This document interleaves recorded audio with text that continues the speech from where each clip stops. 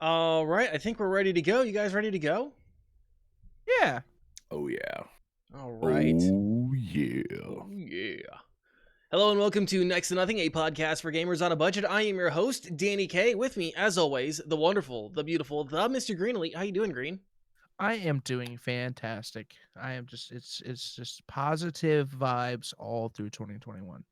That is my new thing. I won't let anything get me down. So, how you doing, Danny?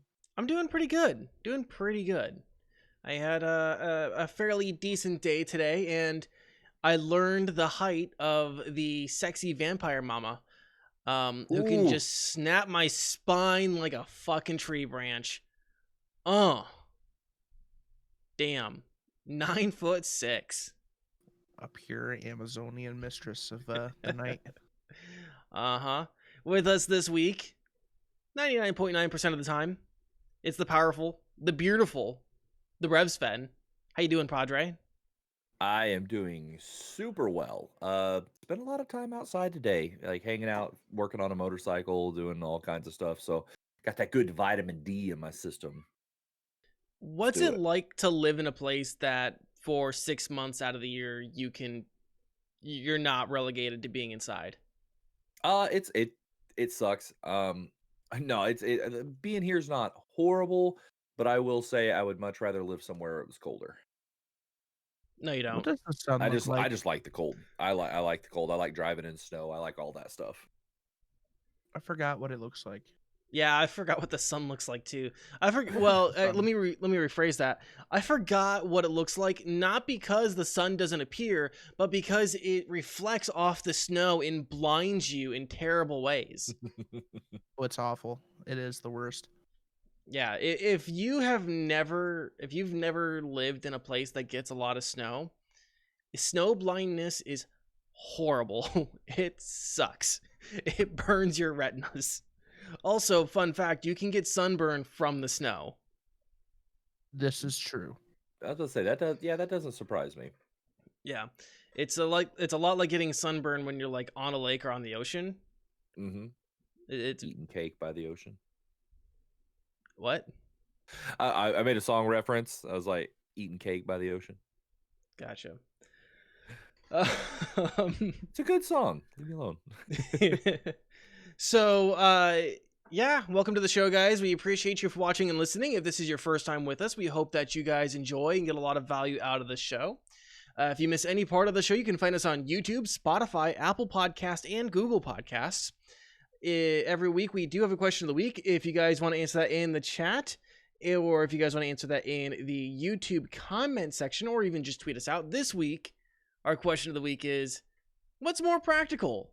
To use a lighter or an NZXT H1 case to light a candle? Tell us in chat or YouTube comments, or you guys could even tweet at us. Fire is hot. We're just burning down any bridges before we could even use them, huh? 100% every time. This show not sponsored by NZXT. Nor will it ever be at this point. I would take that sponsorship. NZXT's build program is actually pretty decent. Yeah, For and what it is. we're gonna talk about that case debacle. And God, it's just hard not to use puns. It's a well-deserved roast, but they're not a bad company. This is just something that slipped through the cracks. It's a little hot. It's a pretty hot topic. Yeah, I didn't like how they handled the I didn't like the way they handled the actual situation with Gamers Nexus myself. That was more problematic than the actual company's product, in my opinion. This is such a hot topic that they're going to start selling clothes that are all black and are like band shirts only. Should we flip the script and just go ahead and get this one as the first topic? That's what I was just going to ask. Do we want to go out of what I have, the order I have here? Because I'm perfectly fine with doing that. I mean, this is, to me, the NZXT thing is really, really important. So, I mean, if this is like the only part of the show someone's going to watch, I suppose we should probably talk about it, right? Yeah. Yeah. Because this is more of a safety thing than anything else. So for those who don't know, NZXT is a company that builds computer components, especially computer cases. In this case, this is the H1 case. Correct, guys? You guys can verify that? Yes. Yep. Yes. I think it's the one that they were initially like intending on mimicking like the look of the Xbox. The Xbox Series X. Yeah, it's Series very X. compact, kind of rectangular, almost obelisk-like, very similar. I And believe as it's a a mini ITX platform as well, mhm. if I remember correctly. Yeah, and so with it being so compact, they designed a PCIe riser for the graphics card so that it would, so you have your case here, and you have your motherboard, and then like some cables would kind of wrap around, and you'd have this riser. I want to real quick just put a disclaimer out there on this particular section and say that we are not electrical engineers. We are. Can I add to that real quick? Yeah. Gamers Nexus's video on it is actually a very spot on, good scientific explanation and engineering explanation to what actually is the problem. So Yep. I believe linking that video could be very important, or you could literally just type in Gamers Nexus NZXT and it's going to pop up. Yeah. It'll be one of the first It's things. like the first thing, yeah. So in the YouTube cards, I will make sure to put a link to the first video describing and recreating the issue, because there's a couple different videos on it right now from them. Yeah. But so their first one is them recreating the issue. They actually do get the case to start on fire, in like a sizable fire. Like this wasn't just like a little bit of smoke. This was visible flames. So back to my disclaimer here. We are not electrical engineers. We are presenting this information to the best of our ability. There might be some technical scientific information that might be a little inaccurate, but our main goal here is to inform people of the danger that the product has. It doesn't matter if we get the scientific reason the case is combusting down. The fact is the case is combusting, and this is what you guys need to know about it. So, like we alluded to before, Steve and the team at Gamers Nexus came across a reason why the H1 case poses a fire hazard. Their video is fantastic. You guys should check it out. They also go through all their testing methods in the second one. And evidently, when I was doing some research into this issue, I was going to say into this case, this issue, yeah. When I was doing some research into this issue, and Jay's 2 cents even said this, it seems like this has been a problem that's been reported since Q4 last year. Since December of last year, that people were reporting smelling burning or similar issues with their cases. So the discovery, like I said, they do a lot of verification, and you can see that on their channel. But the issue seems to be from a PCB for the PCIe riser in the case, which was improperly designed and is capable of causing an electrical short. The best way, the way that I understand it, is that this PCB has a 12-volt plane throughout it. So basically, if you imagine this piece of hardware like a sandwich, in the middle of it is conductive material, and that conductive material can be exposed to metal screws, which would cause a ground, causing an unfused short, which can start a fire. That's pretty that's pretty spot on to what, like a bit of a Cliff Notes explanation to what they did. Yeah. The exposure of that that conductive material to that screw is caused by the metallic screws biting into the PCB material, removing it, and that can be caused either from regular installation by the end user, or can even be caused by the manufacturers. And like I said, the Gamers Nexus team was able to recreate the conditions to start a fire. And they were able to verify that that was the issue. One thing I noticed in both their video and Jay's 2 cents video on this was the amount of PCB material that was removed by the screws.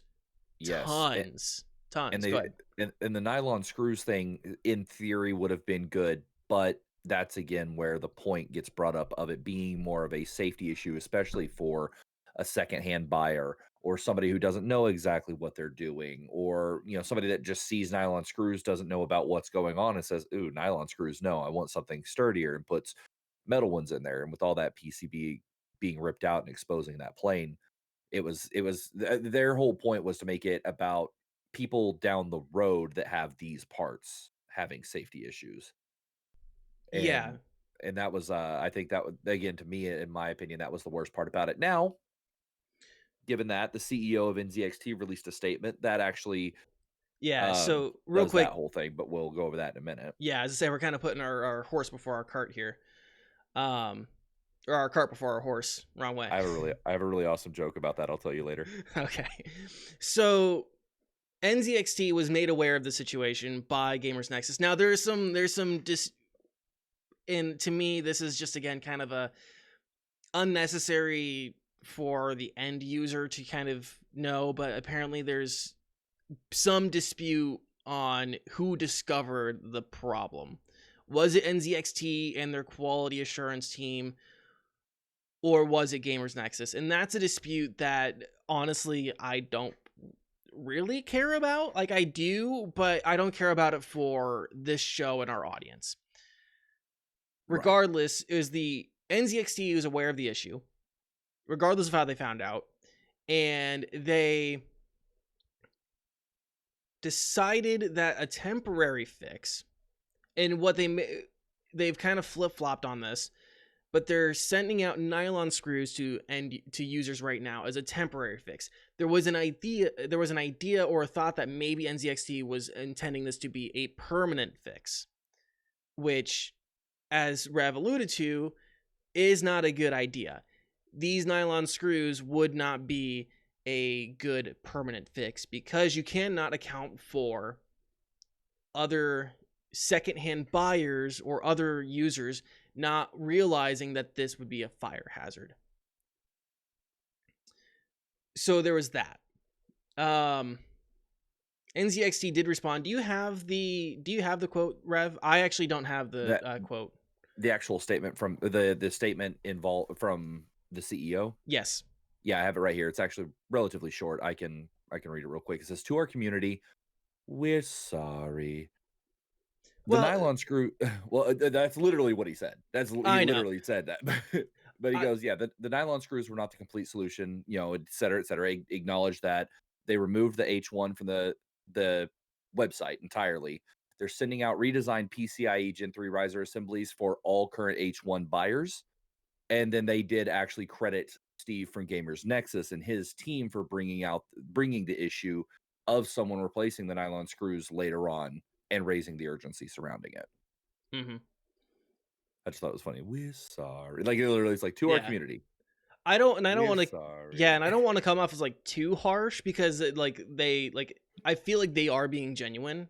Oh, 100%. Yeah. No, I just thought the wording was funny with that just being the first thing. But no, like, and also giving credit to Steve from Gamers Nexus and the exact reason why they're giving, credit. It's like bringing this to our attention as if, you know what? They were right because we weren't thinking about it. And there is an urgency surrounding this. So genuinely, thank you. And so I'm with you. I think it's 100% genuine. Then after, you can actually find a lot of stuff like FAQs and stuff about the case and the fixing process and whatnot. But yeah, I actually think, from personal opinion, reading this, it reads actually as a genuine apology letter. Yeah. Green, get your opinion on it so far. I would hope it's a $350 case. I mean, they would have a solution quick. With the product that expensive, especially for the case market, because cases like that with that price tag are usually like the premium top of the line, like creme de la creme cases. So I'm surprised this didn't get past their quality assurance to begin with. Like their their testing and everything like that. But I do appreciate NZXT for actually acknowledging that it's a solid issue, not only now but in the future for secondhand buyers and stuff like that. And actually taking the initiative to try to fix it. Yeah. That's what I hope any company will do, especially with the price tag of $350 for a case. Like Yeah. when I put builds together, there's like that's the first thing that gets like cheapoed is the case. So like if you got money for a $350 case, you're building a premium rig. Yeah, and of course, there's also the safety issues that are involved in Mm. something that can, spontaneously combust. Yeah, light your living room on fire, your game room on fire. This is the kind Your of case I would home, see like yeah, yeah, your whole house. your whole I mean, house, your yeah, this is entire like apartment complex. yeah, like this is the kind of case that like I see people building like it's a small form factor for like a living room or something like that, something fancy or space consuming. So like imagine like a small office and like with it being so tight as it is, and then poof, fire. Yeah. Good on So NZXT for the apology. Mhm. yeah, so like I said, the nylon screws, which they're kind of being slow, I guess getting the nylon screws out, and part of that, as Steve from Gamers Nexus in his video that was released this morning, that he said was the slow release or slow sending out of those parts could be due to the upcoming Lunar New Year holiday. Which kind of leaves users, if you have this if this is the first time that you're hearing about this and you have the NZXT H1 case, first off, I'm a little surprised that this is the first time you've heard about it, because we are guppies in talking about Titans here. Gamers. Unplug it. What's that? Unplug it. Unplug it. So yeah, the first thing you need to do is unplug that computer and completely power it down. Hold the power button for 30 seconds after you've unplugged it. Actually, I should reemphasize. If you're using that case with a GPU, because if you're using because apparently people do this. If you're using these stock integrated graphics on your CPU, you should be fine. Yes. But if you're using like everyone else, a regular GPU, like a 3000 series, you magical man. I would I would like to go ahead, because since the topic got brought up about the shipments taking so long on the nylon screw repair kits, that's actually included in the FAQ, because people have been asking so much, and they came out and just straight up said we underestimated the scale of this effort, and so our team were initially overwhelmed with requests. We have been increasing our team capacity to improve response time. The risers, so if you sent that request out, you're going to also get the risers will start shipping by the end of March. Excellent. So in the meantime, like if this is like your rig, you have a couple options. First is just not use the computer. That's an option. The second option is if you have some nylon screws, you don't want to use anything that has conductive materials in it. So don't try to find some other screws. If you have nylon screws, sure. If you have something that maybe is insulated, sure. But I think the best option is zip ties. And Jay's 2 cents has a good his video on it that was released today. He shows you exactly how he would install it for the mounting. That's what I would suggest you do. Until you get that PCIe replacement riser, I would follow Jay's 2 cents and do the zip ties. Best option. If you bought the case firsthand, go to the NZXT website and find anything you need to file or, make sure you're on their email list, anything like that. Make sure that you know how to get a hold of their customer service and stuff. If you bought the case secondhand, which again, I don't know how many people this really applies to right now, but if you did buy the case secondhand, reach out to your seller If you still have that email from eBay or something like that, and see if you can get them to just send you the replacement when they receive it, and good luck. I really don't know what to do with this. If you I can imagine if you went to a local person, like a local PC sourcer and builder, just some guy who does it for a couple bucks. I don't know what all can really be done. Just make sure you try to reach out to whoever you got the case from in order to make sure that you get the PCIe riser component, the proper one, the new one. So, yeah, that's the NZXT H1 case. It can start on fire. Don't fuck around with that.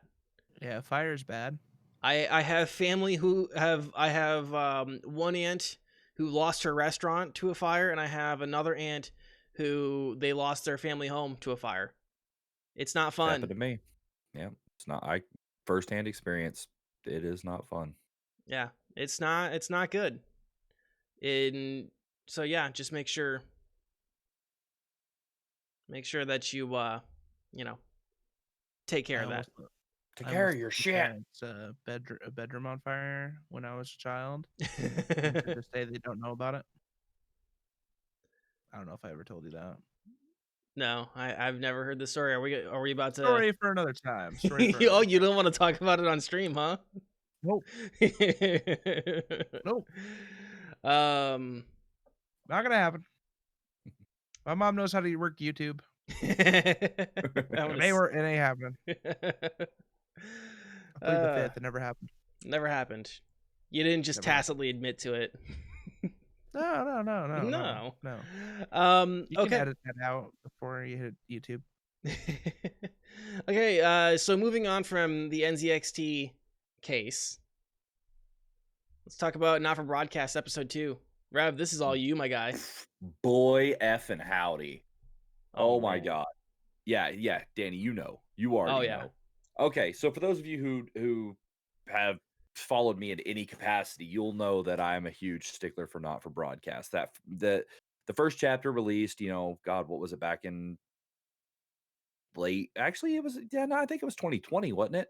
No, 2019. I think it was 2019 when it first released, or I don't know. I'll have to actually look that up. I'm not sure when, but it's been out for a little while now. And they were getting ready to release or start filming episode 2, but of course the COVID pandemic happened, and when that sparked up, they instead of just waiting, because they film everything FMV style, so they actually have to get everybody together to film it. Instead of just sitting on their hands and waiting, they did something that honestly was not necessary, but surely appreciated. And that was actually film a lockdown bonus chapter, which now actually I thought was going to be a completely separate deal, but it does formulate into the story itself. And then, it went on for a little bit longer. They ended up filming a second special chapter, the telethon, which I thought was really interesting. But now, chapter 2 finally hit, or episode 2 rather, finally came to light. And my God, the first chapter was satirical. It was hilarious. And you could tell they were obviously building on something. It's a political propaganda simulator. And so they were building on something. And then this new chapter come out and everything got turned on its head. In a good way. There were still its funny moments, it had a few funny moments, but all in all, this chapter got serious and dramatic quick. It had some heart-wrenching moments in it. It had honestly some pretty close to, it was still satirical in a way that it kind of made sense, and coincided with things that are happening in the real world. You could point at something in the game and say, "Oh, that's like X country or X person in real life." But it was mind-boggling. The acting was superb. The story writing has been absolutely incredible, and it's telling such a hell of a tale, and there's still another chapter to go. Um, you come to find out that a lot of the things you did previously are starting to affect certain things in the game, as you're proceeding before you even get to the actual end of the game. And even without the game being 100% done, there's still this whole sense of I can play through this again and again and change my choices and change my outcomes without even having to have the third chapter yet. Um, but yeah, I was flabbergasted at it. It was so good. And for those of you who do not know, not for broadcast, you take control of a newsroom, like the editing area of a newsroom, and you're in charge of like swapping cameras, censoring out cuss words, blocking interference, stuff like that. And you're starting to realize as this game goes on just how much weight your choices in that editing room have, because they're starting to add like censoring negative things about your government in there, and how you play that can determine the people's outlook on the government that's in power, or if they're going to go after this resistance group and actually be more on the side of the resistance group. You can actually change how much money you have, which in the end allows you to change your decisions based on the fact that you have money, by being part, like in chapter one, they introduced this thing. It was where there were three companies, and everybody gets to pick at least one, or gets to pick one of those companies. And as that company does better, you actually get a cut of their money, almost like stocks essentially, but actual like taking their profits and giving it to people. Um, and even the advertisements you play can affect that. Like if you play something that's selling a certain product that you own stock in, or that you're getting money from, they're going to get more money, therefore so are you. It's been insane to see all, because In like all of that's in been, IRL, that's called plugola payola. there you go. There you go. And you get That's to do very that. illegal. Yeah, and you get to be in charge of that. Because in this game, in this game again, it's like you're getting a cut of one of these three properties deals, and you get on average you get like five ads. One's from the advanced government, one's from the news station itself, and then the other three are usually from those three companies. And so you can actually go in and just make sure your ads for your stuff are played, and you get a cut of the money just based on that. And I come to find out that like the better your grade is, obviously, the more money you get paid. And if you show more dramatic stuff, you can get bonuses. It's like they revamped almost the whole game, because all of this has been kind of like back added to the first chapter as well. It's crazy. It's wild. I'm so ecstatic for episode 3. Yeah, they also changed the interference system, And which it's in my opinion way tougher than it was. yeah, because it wasn't like super difficult. So I guess maybe I can like kind of give my review of episode one since I did the playthrough on YouTube. hmm Um, right, like the game, like it feels pretty accurate to running a broadcast. Again, I've never done TV broadcast. I mean, this is the closest I've done to TV broadcast. But like doing radio broadcast, yeah, it's very similar. We don't have like a censor button like that in radio, at least not that I've ever operated on. We have instead like this, it's called a dump button, where what you're hearing out on the air is 6 seconds delayed from what's actually happening. And so, if someone swears or something like that, I have 6 seconds to hit a button, it'll dump the last 6 seconds of audio. But like, so that's like, but everything else, other than like, also I don't have to deal with the interference. That's not, and I don't think that's anything that any actual producer has to deal with, because interference would be a frequency thing, and all TV and radio broadcasters are set to very specific frequencies per the government and regulatory bodies there. Like everyone's like, you're assigned to 90.9 megahertz, right? So that's not something hmm like, if you have interference, that's either because you're on like the outskirts of their signal strength, or someone's overpowering your signal, Yeah, or and like it's just a one bad thing signal. And one thing you'll notice about the game is like all of the equipment looks older. Like it all looks Yeah. like it was something from like way back when, like the TVs and everything. But like all of the events and the things you're seeing happening all feel like they're taking place in like modern times. So it's like there's like this weird mixture of like the 80s and like modern time, Yeah. roughly, in my opinion. They nail that 90s production aesthetic. Oh yeah. Yeah. They And absolutely do. and I had a kid from Scotland that was in my stream while I was playing this yesterday, and he was like, "Wow, this is pretty accurate to European news."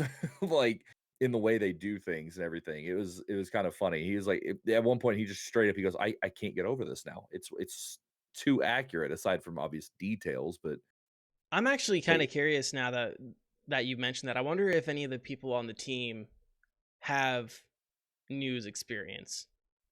yeah, I don't know. That may be something I can find out. I talk to members of the team fairly regularly, Yeah. so I might be able to find out.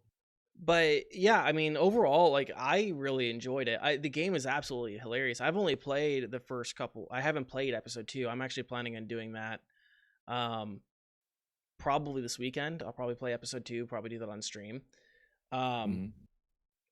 but yeah, the game is fun, challenging, and otherwise fairly accurate to what I've had to do in my own broadcast. I mean, aside from a few things, but it's still fairly accurate. Like, yeah, you got to turn on the buttons, and you have to, change, when time comes to change, the signals or the channel or whatever. You have to like move that stuff around, and fire. You have to time out when you fire the commercials properly, and manage all that stuff. It's pretty accurate to all of that. Yeah, it's I don't know, man. It's just for me one of the biggest the biggest selling point of the whole thing is strictly the storytelling, like the writing that's been going into this, especially after chapter 2. At first it was like, chapter 1 you're like, "Oh, it's funny." Like that's, it's the whole thing is like, "Oh, it's pretty good. It's funny. I like it." But then chapter 2 comes around, you're sitting there playing this thing and it's like you get enamored with the story that's being told. I've never seen a game so quickly yet seamlessly flip from comedic to dramatic like that. Wild. Oh yeah, watching you, I enamored is like a great word for Wild. that. 'Cause yeah, I Yeah. mean, it drags you in. Yeah, Absolutely like, I drags remember you in. just sitting there just like, especially during that whole, like, last bit of the second broadcast, I was just sitting there like this, Yeah. like, wide-eyed, just in awe of what was happening, and Hmm. then the same with, like, the end of the 3rd broadcast of the 2nd chapter. It was Yeah. damn. Now, that being said, one thing that you do have to be wary of with this game is that having all of those, like, actual FMV style videos being taken and all crammed into one game, it is a chunky bitch of a download. Yeah. It's a thick boy. What is it? I wanna say it's, like, somewhere around 40 gigs, Yeah. which is a lot for a just an indie game, like an indie game that as of right now, the current playthrough time, if you do the 1st, 2nd, and both bonus chapters is round about 6 hours. Yeah. Um yeah, just from my experience on episode 1, I can recommend it. I From watching Rev play episode 2, I have a hard time not recommending it just from watching it. The the writing, the acting is all fantastic. Yeah. Anything Yeah, else? it's just crazy, like, it's I can't believe it sometimes, like, looking back, I'm still just flabbergasted. Yeah. Anything else we wanted to talk about for Not for Broadcast episode 2? Not at the time, but I would like to say that, Tiny Build, already talked to me about doing episode 3 on their YouTube and Twitch channels as well whenever it gets ready to come out. Yeah. Are there VODs available for when you played on their channels? Yeah, if you go to Tiny Build's YouTube channel, and you see their, Not for Broadcast episode 2 stream, that's me. All right, Like, guys, go whenever you check. start it up, you'll see me. Yeah, go check that out. Excuse me, go check that out. Give Hit it Rev with some love. Yeah. that Tommy Fingernail Harris. um. You know what I'm talking about. Oh yeah, Green. Apex Season 8. Yes. Tell us about it. Yes. All right, so season 8 of Apex is dropped today officially at 12 p.m. Central Standard Time, 10 a.m. Pacific Standard Time is standard. Anyway, they released a new legend today. His name is Fuse. They also brought back King's Canyon, but they did a little bit of tweaking to the map. It's actually technically a little bit bigger. They said that they were trying to make it on par with the size of Olympus. which I don't feel like there's a huge difference. I mean, there's like a little extra segment of the map, but other than that, it doesn't feel like it's much bigger. Kings Canyon, especially since Skulltown's still missing, and I miss it. But Fuse is a Salvo native legend. For anyone that has like no knowledge of the lore the lore from Titanfall, the Titanfall universe of Salvo, he joined the Apex games. There's a nice little video that they have on the YouTube channel from Apex, the Tales from the Outlands, that kind of gives him like a nice backstory from like when he was a little kid all the way to up to when he joins the Apex games. Um, he is missing an arm. He has a robotic arm, and this robotic arm can help him launch throwables like grenades, thermites, and arc stars a lot farther and more accurately. He also has a tactical where it's like he calls it like the knuckle duster, where he like shoots like a little explosion thing. It doesn't do a whole lot of damage, so I don't really know how well to use that. But his ult I think is like the most OP thing. It's called the mother load, if I remember correctly. He shoots like this cannon that's on his back, and like it creates like this ring of fire that like essentially traps people within that ring. I've seen a few people use it in a very OP way where they like launch it at a door and like condense it at a door. So it's like a like if you want to get through that door, you're dying. Um, so that does come in handy. I don't think he really replaces any of my main players, like Mirage or Octane. Um, but it has been a very fun experience. They released a new weapon today as well, called the 30-30 repeater, and I'm already going to tell you guys right now it's the meta. It is like a better longbow. It's a fast shooting, repeating single action uh, rifle, good for medium to long range. It uses heavy ammo. They released legendary magazines now. There's a 4th level magazine, which adds like an auto reload feature to the weapons, like when they're stashed away.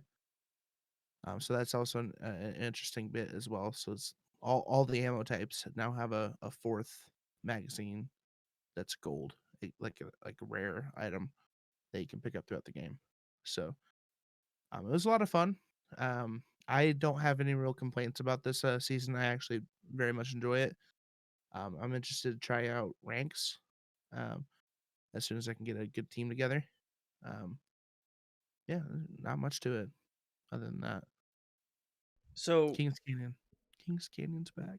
real quick, just because Mhm. you mentioned, he has one arm or missing an arm or has a robotic arm, I should say, and he's from Mhm. Australia. I just want to point out that Dirty Bomb did that first. He's not from Australia. He has an He's from, Australian accent. I don't give a shit. he's from Salvo.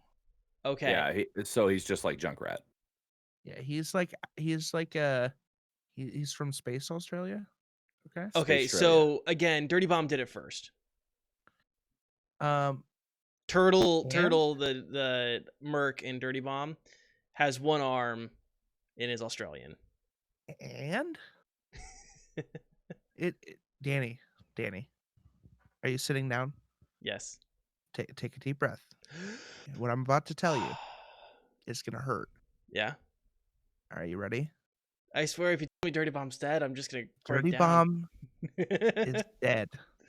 Okay. No. As much as you hope and pray for Dirty Bomb to come back, it's not gonna happen, Chief. Here's But a. I'm here for you as a support. Okay. here's a I could be that shoulder you can cry on. here's a It's funny not thing coming back. that I'm gonna mention real quick, that Hmm. um the devs of Dirty Bomb kind of got burned by one of our stories later that we're gonna talk about, that I'm just gonna laugh Yeah. about. But Yeah.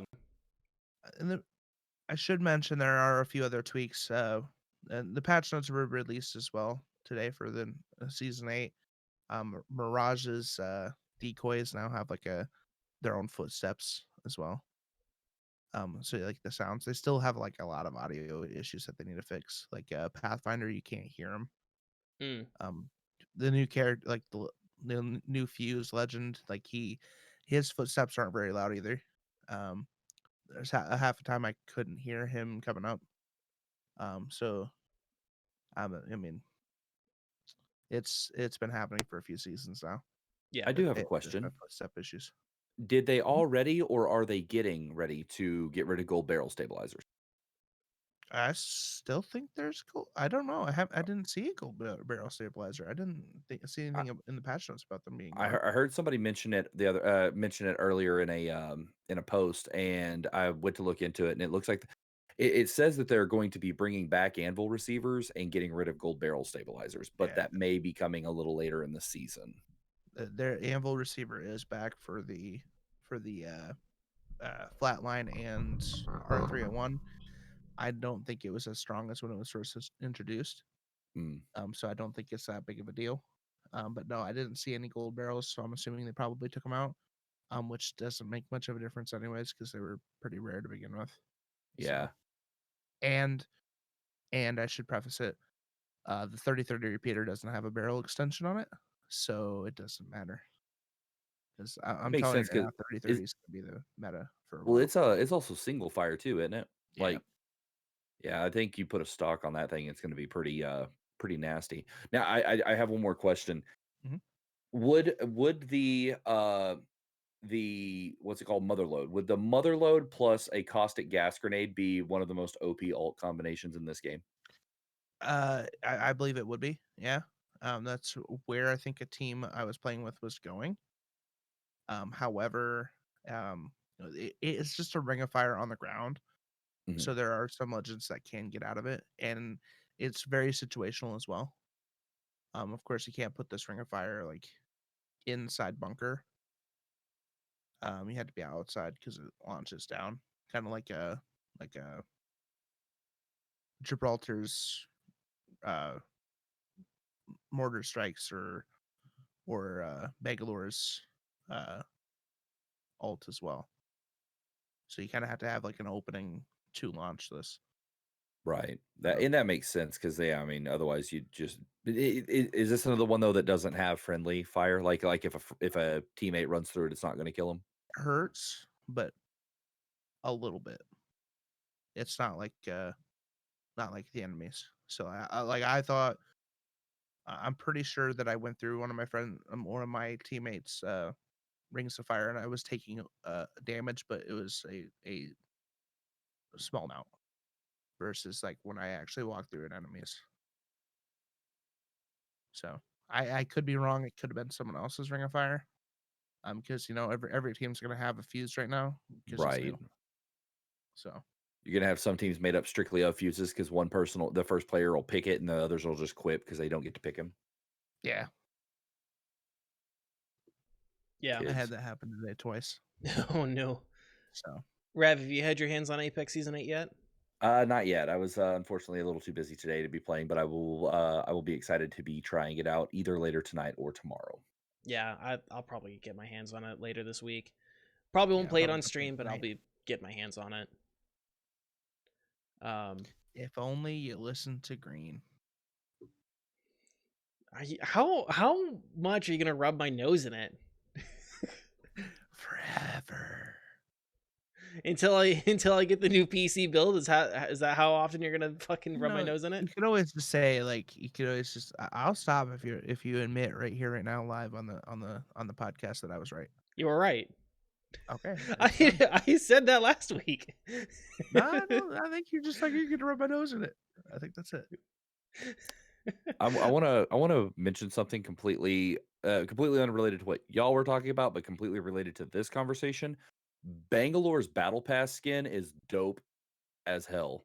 Her level 25 battle pass skin is really cool looking. I don't know why. It's just like it's kind of basic, but it looks really good. Like all of the new battle pass stuff is pretty decent looking. Like all the specialty items. There's like little charms that look like landmines, and Bangalore's new skin's really cool. Oh, I like this battle pass. Yeah, that's one thing I noticed about the battle pass. It was actually pretty decent. Usually Apex pass rewards are not very great. I think there's like one the flatline skin from like season 4 was like the last one that I actually enjoyed. Yeah, And I the prefer to the get longbow skins on this look pretty cool too. I do like the I actually like the level 100 longbow skin more than the 110 though. But it looks cool. Anything else on Apex Season 8? no. I Not think that's yet pretty much from it. me. Yeah. All right, you guys ready for a break? 2-minute break? Yes. Sure. All right, guys, we'll be right back. We're going to take a 2-minute break. Don't leave. Or maybe leave. I don't know. I mean, it depends. Are you enjoying Don't the show? leave. If you're not enjoying the show, Yeah. you guys can leave, but it's going to hurt our feelings. Anyways, we'll be right back. 2 minutes. I will Are cry. you a coffee lover? Do you need a little pep in your step in the morning? What about knowing where your coffee comes from? Is that important? Well, try Grampian Roast Coffee on Etsy. That's Grampian, Grampian, and see our selection of single origin and blended coffees. Use code REVSVEN, REVSVEN, at checkout to save 15% off of your purchase.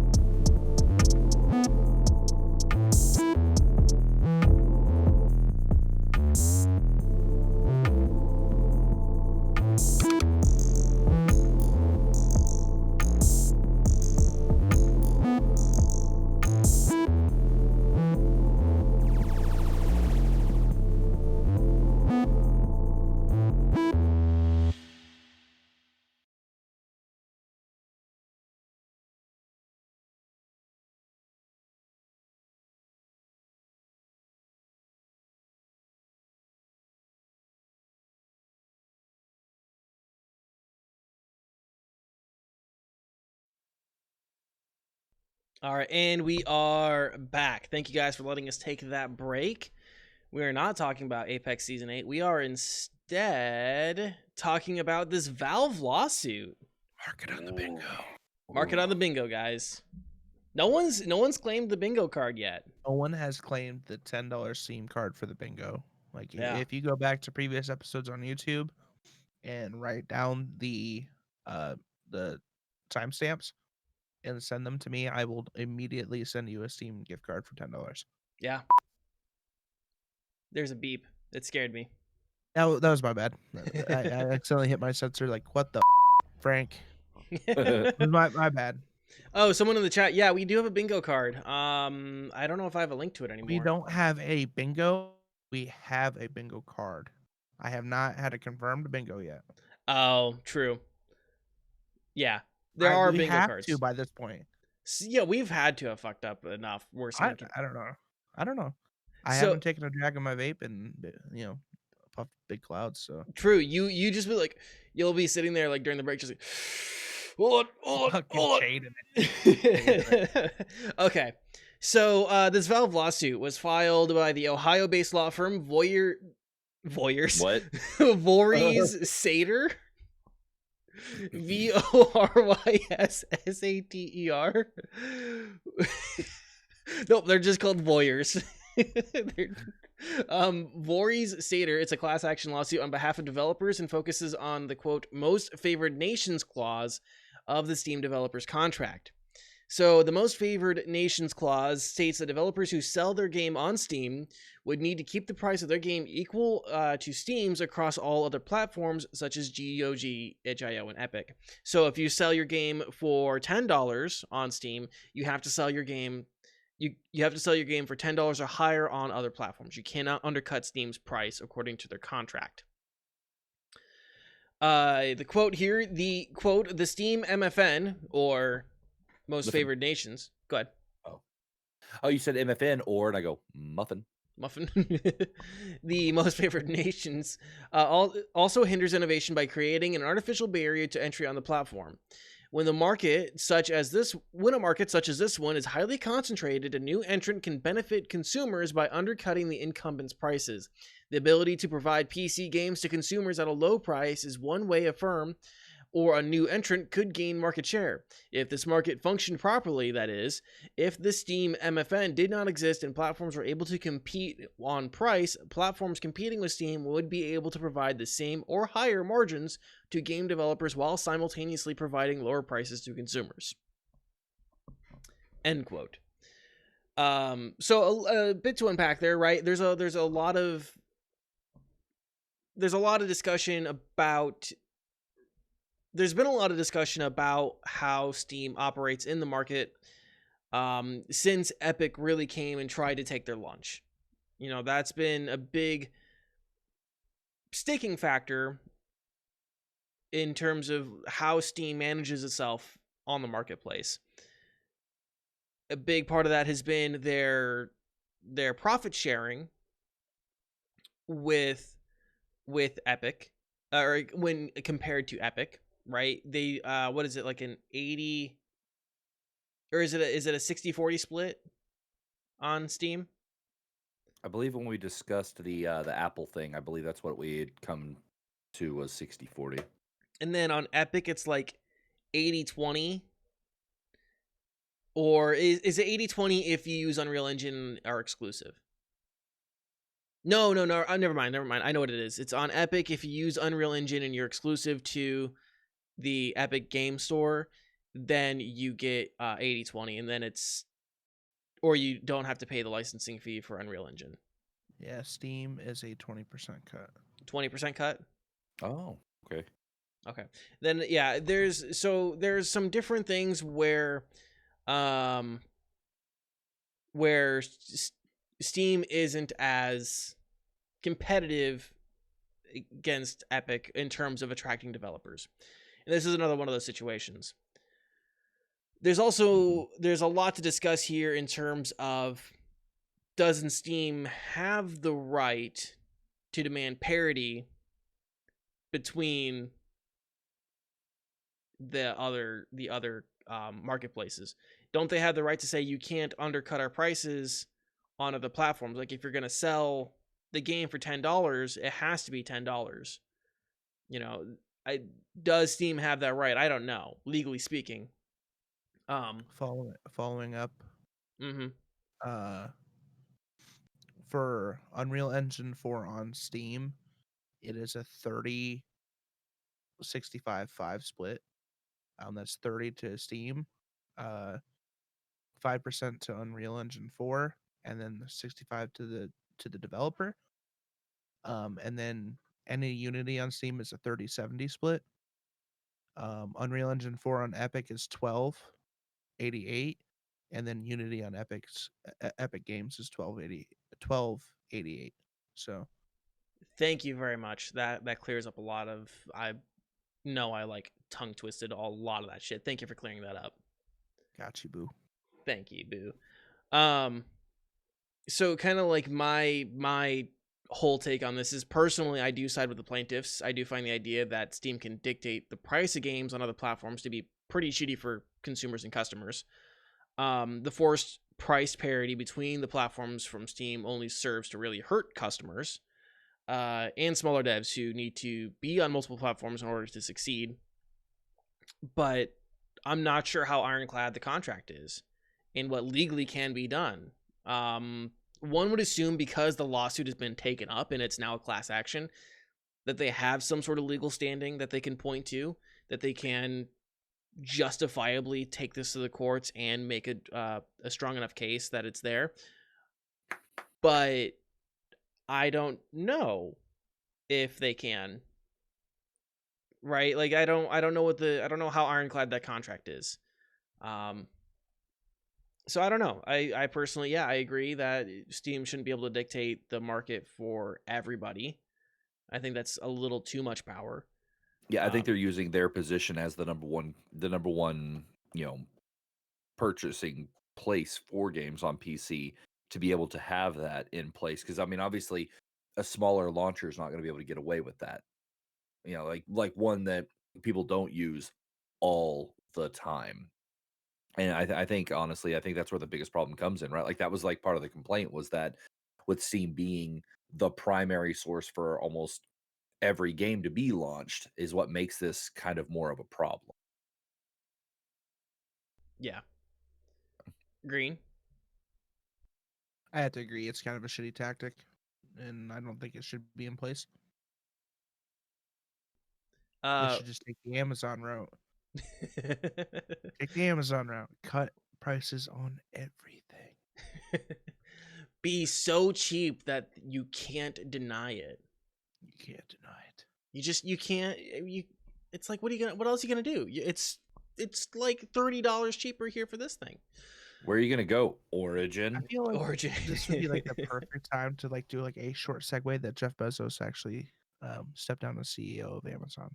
If you haven't found that out, is stepping down. I think it's like quarter three. Yeah, quarter three is when he's summer. In the summer. Yeah. He's I've heard a couple rumors. Most notably that he's planning on fighting Batman. Yeah, probably. As like, are you sure it wouldn't be? Are you sure it wouldn't be Superman? Dude looks like. Oh, Lex I'm sorry, Luthor. Superman. Yes, sorry. I he has the same amount of money. Same haircut. Yeah. By the way, that doesn't mean like he's like getting like he's selling Amazon or whatever else. Like he is still going to be involved with Amazon, and he's still going to own and still get all of his fucking money. Oh yeah. Yeah, he isn't gonna like just disappear off the face of the earth and go live with Tibetan monks, even though he already has the shaved head. Yeah, he's not gonna give up all of his. At least I don't think so. I don't think he's gonna like give up all of his earthly possessions and go live in the Himalayas. Although, wouldn't that be a fucking turnabout? Hell, half the time it doesn't sound like a bad idea, really. I don't blame them.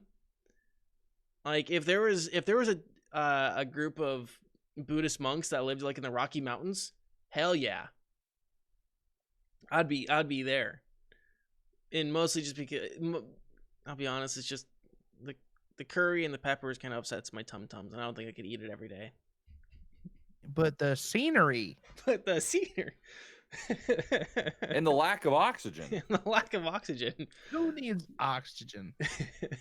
Rev, you mentioned on our break another thing that Valve has gotten in trouble for. In the last This got brought up a while back. That Scuff. They had a patent on a particular controller, and Valve has been caught up in a lawsuit with them over their Steam controller, and Scuff won that lawsuit today. It's a $4 million lawsuit. Obviously, there's still some proceedings that have to go on, but the initial is Valve was fined the $4 million for patent for infringing on the patent. Oh, you naughty boys! They just get $4 million for Steam is like a slap on the wrist. Mm-hmm. Or for Valve. No joke. Bad boys. Bad. Yeah. You don't do it again. Bad. Is that all we have on this Valve lawsuit that we want to talk about? I believe so. I think it's kind of, honestly, I think we all kind of have similar views on it because we've all been discussing these antitrust things with the monopolizing and all that anyways, and that's kind of, obviously to a much smaller scale, it kind of feels like that's what Steam is doing here by being able to get away with actually having that contract. It's like, we know that they're going to put their game on our platform anyways, so let's make them sign this contract where they can't go elsewhere. And I think that having that built in, I can do this because I can, makes it a problem. Yeah. Yeah, absolute flex move of Steam. Just like, I could do it if I want. Yeah. It's my pussy. I can do what I want. It's a song. All right, so Stadia is shutting down some internal studios. Oh yeah, segue right into Stadia. Yeah, Stadia. Stadia. Stadia. So in what is surely not a good sign for the service, Google is shutting down its in-house studios for the streaming service, and refocusing its business on structure. According to the report, 150 developers will be affected and moved to other departments in Google. All projects outside of a specific 2021 window will be canceled. And this is incredibly interesting. First off, because a big part of Google's marketing strategy prior to the release of Stadia was first-party games by developers, which were going to be exclusive to the platform, and we really haven't seen many of them. And one of the exclusives was by Splash Damage, by the developers of Dirty Bomb. That, again, get your shots in, guys. Just like Google Stadia. Just like Google Stadia, it's dead. Dirty Bomb is dead. It's dead. I was just about to say, like, the thing that we've been saying for like the last year about Stadia, like, eventually shitting the bed. It has begun. Well, the bed shitting has The pale commenced. horse. Pale horse has ridden. Yeah, well, this was one of those things I was super curious about, was that the games that were going to be designed specifically for use on Stadia, because who better to show the platform's capabilities than the people developing for it, right? Like the Sony exclusive games, the God of Wars and The Last of Us, right? Those run great on those platforms, and they can show what the PlayStation does really well. So to not see these exclusives come out and for them just to be like, oh, well, no, we're not doing exclusives, is, in my opinion, not a good sign. There's been a long line of not good signs, right? If we're running down if we're driving down a road here, a lot of the billboards for Stadia have been saying turn back, turn back, and this is just another one of those signs. It's like, yeah, turn back. I just imagine like them like in a conference meeting with like the devs, like, where are we at with this? Like the head Google execs, like, where are we at with this? And the devs are just like sitting there, like pulling their hair, like, it can't be done. I don't know. Shut it down. Well, I imagine a lot What do you want from me? Well, I imagine a lot of the single player games were probably running fine. Oh yeah, probably. And that's what Stadia needed to prove itself, right? It needed some games that were exclusive. You could only play them on Stadia. They had to be attractive enough that that someone was gonna be like, okay, I'm going to pay the money to play this on Stadia. And it had to be a good enough proof of concept that people might jump on board. That's what needed to happen. And the fact that that's not happening now it's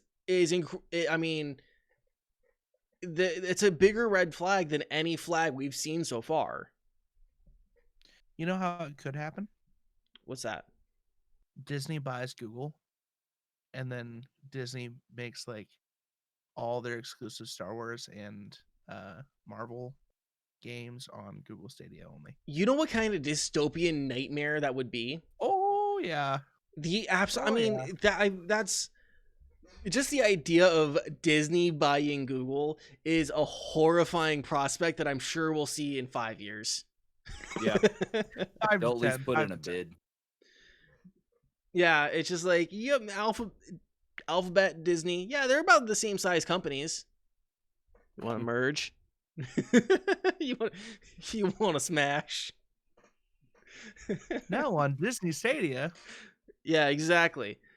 Oh, that's a horrifying nightmare. Oh, I would never buy another like Star Wars thing. I'd never watch Star Wars or Marvel again. I'm just went Stadia exclusive, I'd be done. For me, it's like if Alphabet and Disney merged, I would go live in the Himalayas. I would deal with the curry and the peppers. I get it, they hurt my tum-tums, but fuck, I'm the scenery. But the scenery. I'm just gonna sit in a temple staring at a golden statue of the Bodhisattva or the Buddha and just meditate my days away. Find enlightenment. So yeah, again, there's just Stadia has proven to be a money sink. Yeah. It's not proven itself, and every chance that it's gotten to try to prove itself, it fails. It For would the 10th it's time. probably going to. They're just sitting there thinking like, okay, when do we pull the plug on grandma here?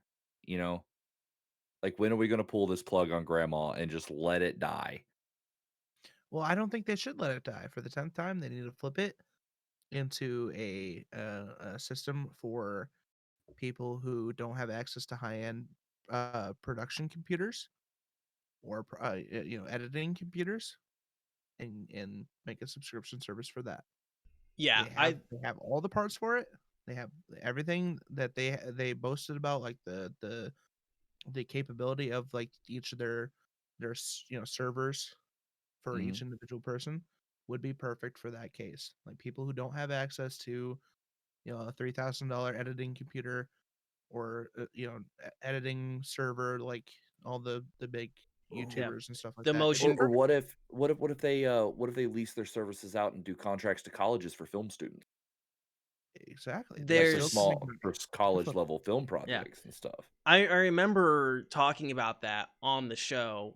I've said it like 5 times now. Yeah. This is like the 5th time Yeah, I've I said know it. I've said it too. And another thing is like complex modeling, right? For like Mhm. CAD programs and engineering programs and 3D 3D modeling and Blender and all that other stuff, that like that high intensity computing stuff that needs to happen. Like yeah, I'm Data surprised. mining.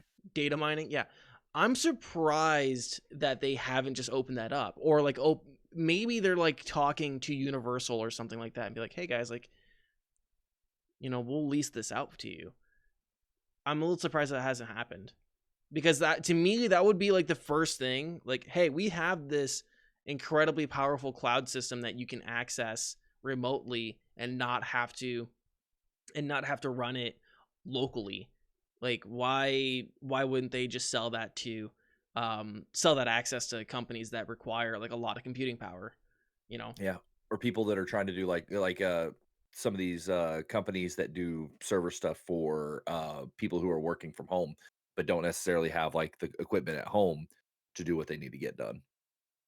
They may Yeah, have some kind of like internet based job. yeah, because like you'd be surprised like how much computing power like a lot of things require, like when they design cars, right? Like that, the modeling stuff to design cars requires computer power, when they do complex algorithmic stuff for like weather mapping, that requires computer power. The um modeling the spread of COVID-19, that requires, cloud computing and stuff like that. And I was just, that seems like it would be perfect for them to sell that, instead of just trying to sell this service and losing a lot of their investment on that infrastructure. I don't Because know. it's a very, very niche thing.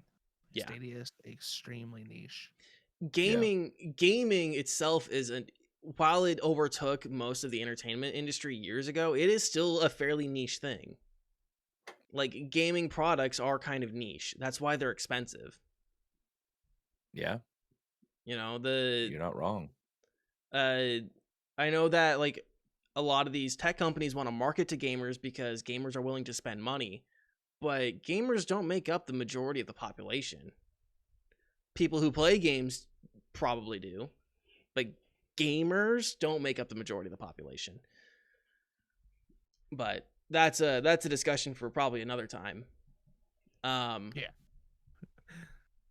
Stadia, a recap. Stadia, a recap. It's still failing, and now they're closing it down. Closing Stay it. tuned for our hair now. This is not a grow up. stay tuned for our sequel, Stadia in Memoriam. It's a thing we never touch. All right. All right. Back to Steam for a little bit here. Steam Lunar Sale and the Spring Festival.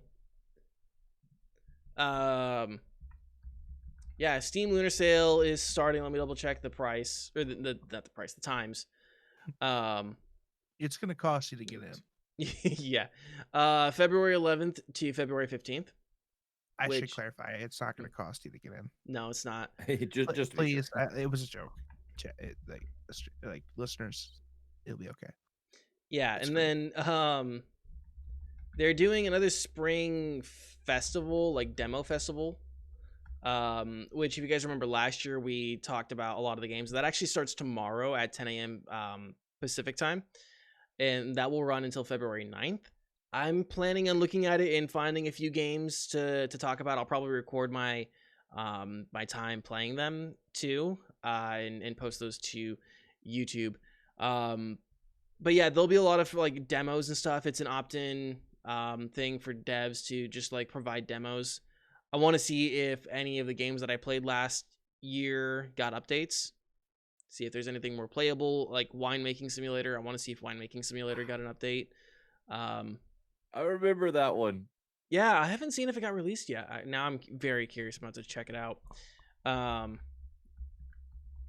Winemaking Simulator. That demo got Danny all into like homebrewed wine. I was mead. already kind of into that stuff though. I'm so excited. I still have- regular old sommelier. I still have homemade mead in the fridge. I've Can you keep it cold enough, long enough to send it to me, or at least seal it good enough to send it to me? I could probably figure something out. I could Do probably the boil it and then just put the lid on it and let it seal. I might be able to do something. I might be able to Let me. send me your address, boo boo. I'll figure something out to send you a sample. I got you. I have actually given some samples out to people, and the general reaction's been not bad. Which is, at least I'm not like revolting people with this. This is awful. Yeah. Somebody spit it in your eyes after they drink it. Yeah, I fully expected people to like just retch after drinking it.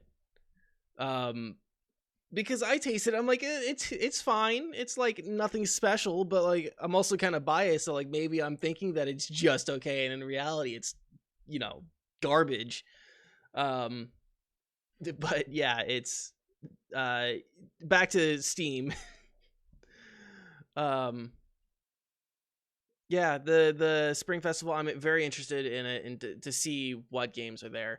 There is a demo that I downloaded I was going to play but totally forgot this weekend called HROT that Rev suggested to me. Yeah. But I haven't had a chance on that yet. I bet that'll be fun. Yeah. So it's a good chance to check out some games. Highly suggest it. Go check out those games. You guys ready to do deals of the month?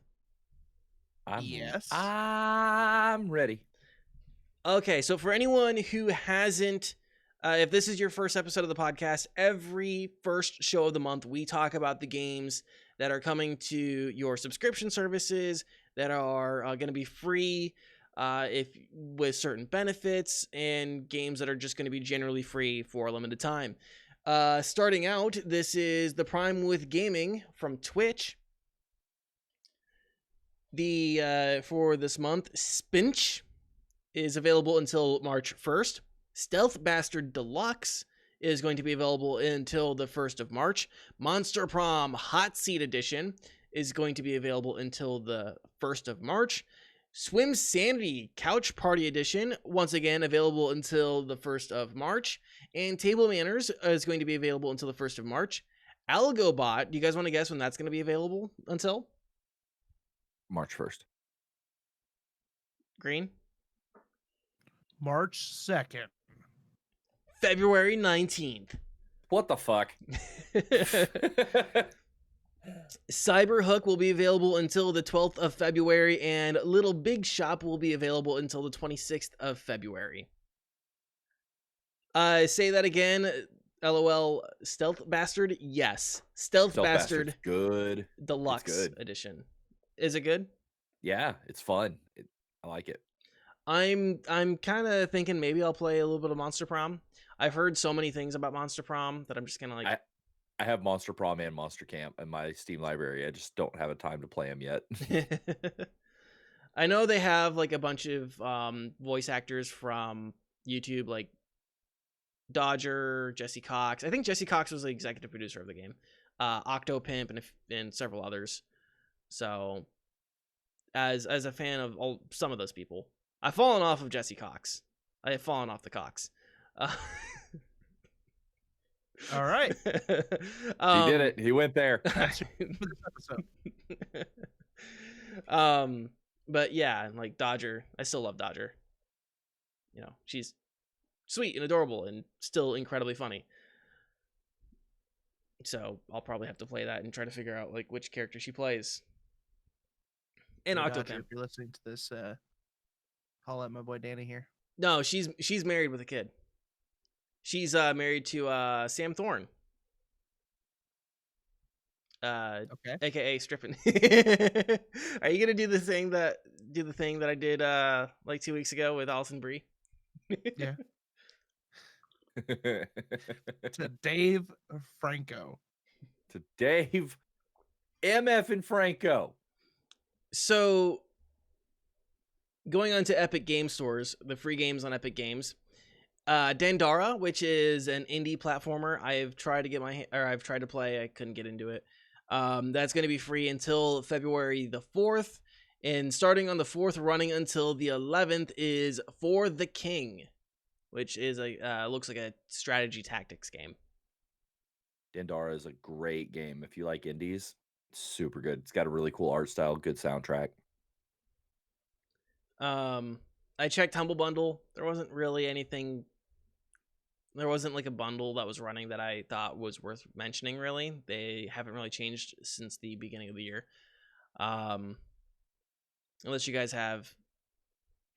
want to promote anything on Humble Bundle. As a quick disclaimer, Rev does have a creator's code account with Epic, and we do have a Humble Bundle affiliate code. Use them all. Use them all. Help Hashtag support ad. the show. Hashtag disclaimer. Hashtag disclosure. Hashtag totally affiliated. Yeah. What is it? It's like hashtag transparency. Hashtag transparency. Yes, we are PNGs here. We support transparency. Get out, Alpha Channel. Go. Green Elite. What's coming up on the PlayStation PS Now? All right, so PlayStation Plus members are getting 3 games again this month. If you're PlayStation 4, you can get the Concrete Genie. And then for PlayStation 5, you can get the game called Destruction All Stars. And for both PS5 and PS4, you can get Control the Ultimate Edition. Ooh. Yeah, I believe that is a pretty good one. That's a I've heard a solid lot one. of good things about Control. And then if you're one of the lucky people that has a PS5 with ray tracing, I hear Control is really good with ray tracing. Like it looks gorgeous. So that would be a good pickup. I don't know much about Destruction All Stars. It looks like it's a vehicle based combat. So similar, I'm assuming similar to, what's it, Twisted Steel. Twisted Metal. Twisted Metal? Yeah. Get your facts right. Do not Twisted disrespect. Put some respect on the name of Twisted Metal. No, I'm kidding. I'm a big Twisted Metal fan though. The reason why I said Twisted Steel is like there's a local like demo car team called Twisted Steel around I here. thought you were just over here talking about your Twisted Steel and sex appeal over here. Stop. But yeah, that's PlayStation Plus. Rev, what's coming up with the Xbox stuff? Oh, right. So this month, the Xbox Games with Gold are going to include Resident Evil, like the OG. I think they did a remaster of it, like not like a full remake, but like a remaster for modern console. So you do get Resident Evil, the original. You get Dandara Trials of Fear edition. You get Gears 5, which I think is already in Game Pass, but this will allow you to keep it on your console forever instead of like if you have to cancel your subscription. But then you also get your throwbacks. Now, granted, hold on, let me go ahead and actually clarify this. Dandara doesn't drop until the 16th, but goes on until March 15th. They have the Throwback 360 game as Lost Planet 2. It's from the 16th to the 28th, and they got the OG Indiana Jones and the Emperor's Tomb for the Xbox. Like the Xbox from February 1st to February 15th. Now, with that being said, coming soon to Game Pass, you're going to have Wolfenstein Youngblood coming to the cloud gaming. They're the Cloud X. Consoles and cloud are getting Jurassic World Evolution. Cloud and consoles are getting Stealth Inc. 2, Game of Clones. Now, this is one that kind of struck me. Cloud, console, and PC are all getting Project Winter, which is a game I would hope to cover actually relatively soon on the show because it seems like a lot of fun. Cloud, console, and PC are also getting the Falconeer. This one's one that I'm excited about. Console and PC are getting Final Fantasy 12, the Zodiac Age. I don't give a damn. I loved Final Fantasy 12. And then PC is actually getting a game that I've played before called Ghost of a Tale. It's you play as a little mouse and you're like trying to rescue your wife, and it's kind of adorable. It's a good game. Mouse or a squirrel? He's a mouse. He's a little mouse. I was really hoping that it was going to trigger something else, but okay. I fucking hate you just for saying that. Speaking of pain and David Zamansky, Mr. Viral Danny K over here. I totally hijacked that tweet of yours. Cool. So that's Steals of the Month. What's that? I missed that whole thing. And at that point, I was too afraid to ask. Oh, all I did was I took this screenshot that Rev posted under David Zamansky's tweet, took a picture of the internet meme Harold, smile, giving a painful smile, trying to swallow the pain, literally wrote pain over top of it, and then made it crispy with some red. That's literally all I did. And it's sitting at a hot 164 likes. Evidently people like that. Just low effort content, I guess, is what wins the day, huh? Every time, every single time. I put hours of work into this podcast every week, and my one random tweet that I made in like 30 seconds apparently gets more impressions than the podcast. Oh well, that's what happens. Anything else you guys want to talk about this week? No, that pretty much covers just about everything. Yeah, I think I'm good. All right, Green, tell the kind folks out there what you do, where people can find you, and what's coming up.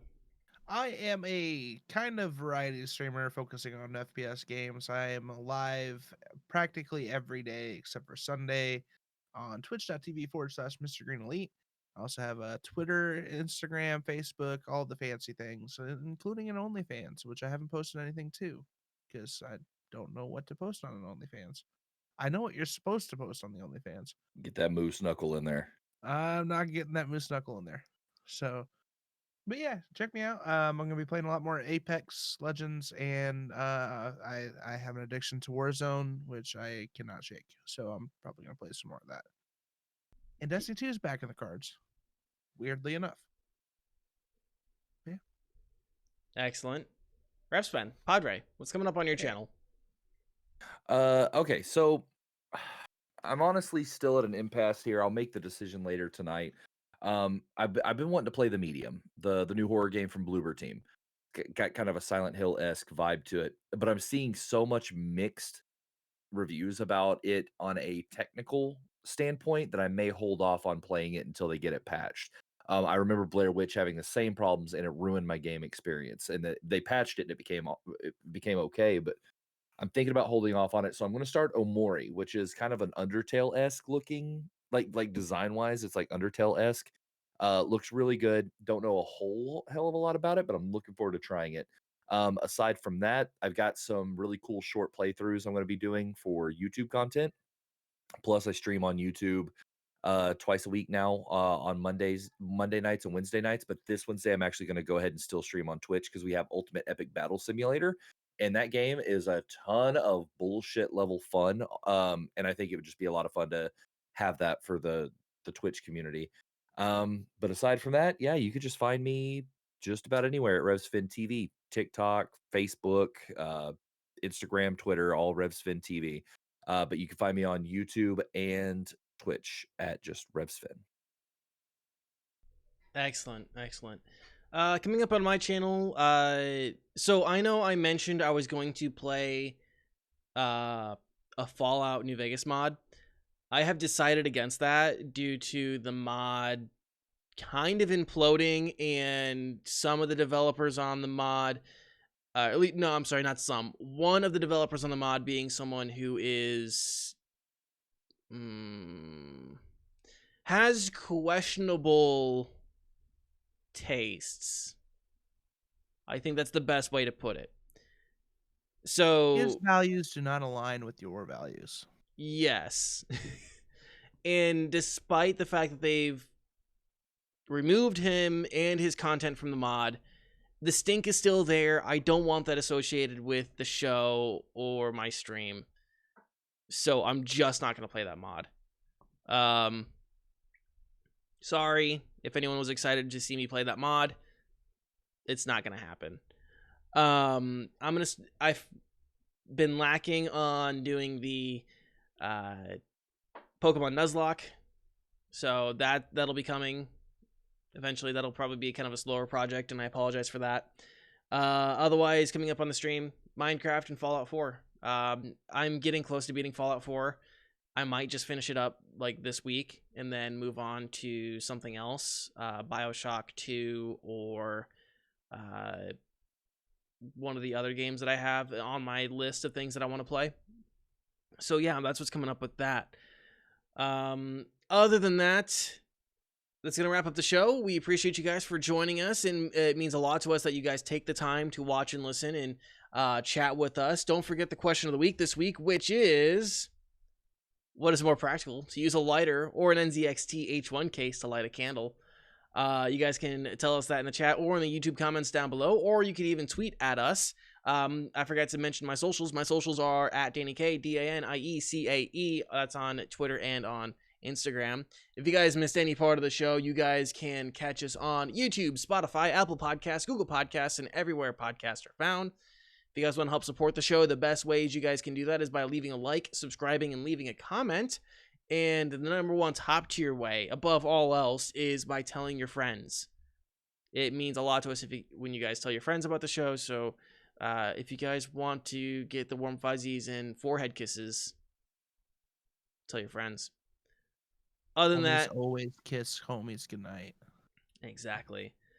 Other than that, guys, we appreciate you. We love you. Stay safe, stay warm, stay healthy. Keep fighting the good fight, and we'll talk to you guys again next week. Bye. Get it. Love you. Mwah.